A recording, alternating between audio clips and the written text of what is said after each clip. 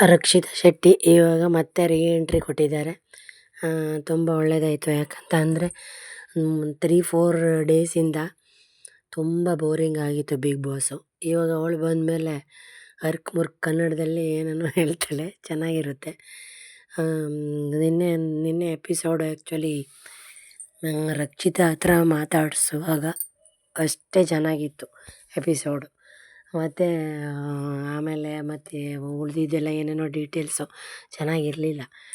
ನಿನ್ನೆದು ಸಂಚಿಕೆಯೂ ತುಂಬ ಬೋರಿಂಗೇ ಇತ್ತು. ಅದರಲ್ಲಿ ಸ್ವಲ್ಪ ರಕ್ಷಿತಾ ಬಂದಾಗ ಮತ್ತು ಯಾವುದೋ ಸೀರಿಯಲ್ನವರು ಅಲ್ಲಿ ಬಂದು ಗಂಧದ ಗುಡಿ ಸೀರಿಯಲ್ನವ್ರು ಬಂದಾಗ ಸ್ವಲ್ಪ ಚೆನ್ನಾಗಿತ್ತು. ಅದ್ರ ಬಿಟ್ಟರೆ ನಿನ್ನೆನೂ ಸ್ವಲ್ಪ ಬೋರಿಂಗೇ ಇತ್ತು. ಸಾಟರ್ಡೇ ಸ್ವಲ್ಪ ಪರವಾಗಿರಲಿಲ್ಲ.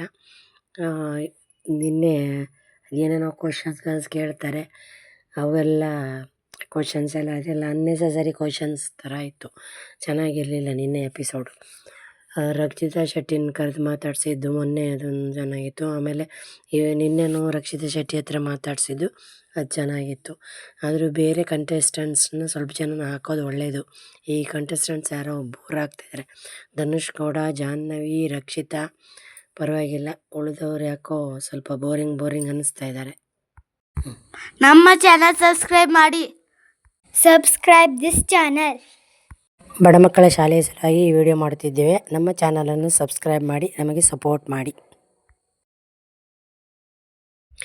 ಗಿಲ್ಲಿ ಹಾಸ್ಯ ಮಾಡ್ತಾನೆ, ಆದರೆ ಒಂಥರ ಓವರ್ ಆ್ಯಕ್ಟಿಂಗ್ ಜಾಸ್ತಿ ಆಗಿರುತ್ತೆ. ಅದೂ ಅಷ್ಟೇನು ಇಷ್ಟ ಆಗ್ತಾಯಿಲ್ಲ. ತುಂಬ ಬೋರಿಂಗ್ ಇದೆ ಆ್ಯಕ್ಚುಲಿ. ಇವತ್ತು ನೋಡಬೇಕು, ರಕ್ಷಿತಾ ಇರೋದರಿಂದ ಅವಳೇನಾದರೂ ಮಾಡ್ತಾಳೆ ಇವತ್ತು ಸ್ವಲ್ಪ ನಗೆ ತರಿಸೋ ಹಾಗೆ ಅಂತ. ಯಾಕಂದರೆ ಅವಳು ಕನ್ನಡ, ಇಂಗ್ಲೀಷ್, ಹಿಂದಿ ಎಲ್ಲ ಮತ್ತು ತುಳು ಎಲ್ಲ ಭಾಷೆನ ಮಿಕ್ಸ್ ಮಾಡಿ ಒಂದು ಭಾಷೆ ಮಾಡಿ ಅದನ್ನು ಕನ್ನಡ ಭಾಷೆ ಅಂತ ಅದನ್ನು ಮಾತಾಡ್ತಾಳೆ. ಪರವಾಗಿಲ್ಲ. ಅಟ್ಲೀಸ್ಟ್ ಅವಳು ಎಲ್ಲೋ ಬಾಂಬೆಯಲ್ಲಿ ಕರ್ನಾಟಕದಲ್ಲೇ ಹುಟ್ಟಿದ್ರು ಬಾಂಬೆಯಲ್ಲೇ ಬೆಳೆದಿರೋದ್ರಿಂದ ಅವಳಿಗೆ ಸರಿಯಾದ ಇದು ಬರಲ್ಲ. ಎಲ್ಲ ಅವ್ರದ್ದು ಮದರ್ ಟಂಗ್ ತುಳು ಅನಿಸುತ್ತೆ. ಹಾಗಾಗಿ ಅವಳು ಕರ್ನಾಟಕದಲ್ಲಿ ಜಾಸ್ತಿ ಇಲ್ಲದೇ ಇರೋದರಿಂದ ಕನ್ನಡ ಸ್ವಲ್ಪ ಸರಿಯಾಗಿ ಬರಲ್ಲ. ಆದ್ರೂ ಅದನ್ನು ಜೋಡಿಸ್ಕೊಂಡು ಏನೋ ಮಾತಾಡ್ತಾಳೆ ಪಾಪ. ಆದ್ರೂ ಎಲ್ಲ ಭಾಷೆನ ಮಿಕ್ಸ್ ಮಾಡಿ ಮಾತಾಡ್ತಾಳಲ್ಲ, ಅದು ಗ್ರೇಟು. ನೋಡೋಣ ಇವತ್ತು ಏನೋ ಸ್ವಲ್ಪ ಚೆನ್ನಾಗಿರುತ್ತಾ ಏನೋ ಅಂತ. ಸ್ಪಂದನ, ಜಾಹ್ನವಿ, ಧನುಷು ಮತ್ತು ರಕ್ಷಿತಾ ಸ್ವಲ್ಪ ಪರವಾಗಿಲ್ಲ. ಉಳಿದವರೆಲ್ಲ ಬೋರಿಂಗ್ ಅನ್ನಿಸ್ತಾ ಇದ್ದಾರೆ. ಬೇರೆ ಚೆನ್ನಾಗಿರೋ ಆ್ಯಕ್ಟರ್ಸ್ಗಳು ತರೋದು ಒಳ್ಳೆಯದು. ಯಾಕಂತಂದರೆ ಒಂದು 4-5 ದಿವಸದಿಂದ ಬೋರಿಂಗ್ ಆಗ್ತಾಯಿತ್ತು. ಇವಾಗ ಸಾಟರ್ಡೆ, ಸಂಡೇ ಸ್ವಲ್ಪ ಪರವಾಗಿಲ್ಲ. ಇವನ್ ಸಂಡೇಸ್ ನಿನ್ನೆದು ಫುಲ್ ಬೋರಿಂಗೇ. ಯಾಕಂತಂದರೆ ಅದು ಏನೇನೋ ಕ್ವಶನ್ ಕೇಳಿಸ್ತಾಯಿದ್ರು. ಆ ಕ್ವಶನ್ಗಳು ಅದು ಅನ್ನೆಸಸರಿ ಕ್ವಶನ್ ಅನ್ನಿಸ್ತಾಯಿತ್ತು. ಈ ಬಿಗ್ ಬಾಸ್ ಅವರು ಅದು ಬ್ಯಾಡ್ದಿದ್ದು ಕ್ವಶನ್ ಕೇಳಿಸ್ತಾ ಇರ್ತಾರೆ, ಅದೆಲ್ಲ ಅನ್ನೆಸಸರಿ ಅನ್ನಿಸ್ತಾಯಿತ್ತು. ಅದಕ್ಕಾಗಿ ಬೇರೆ ಸ್ವಲ್ಪ ಜನನ ತರೋದು ಒಳ್ಳೆಯದು. ಈ ಚಂದ್ರಪ್ರಭಾ ಚೆನ್ನಾಗಿ ಜೋಕ್ ಮಾಡ್ತಾನೆ ಅಂದರೆ ಅವನು ಏನೂ ಮಾಡ್ತಾಯಿಲ್ಲ. ಅದಕ್ಕಾಗಿ ಗಿಲ್ಲಿ ಜೋಕ್ ಮಾಡ್ತಾನೆ, ಆದರೆ ಅವನ ಜೋಕು ಫುಲ್ ಓವರ್ ಆಗಿರುತ್ತೆ.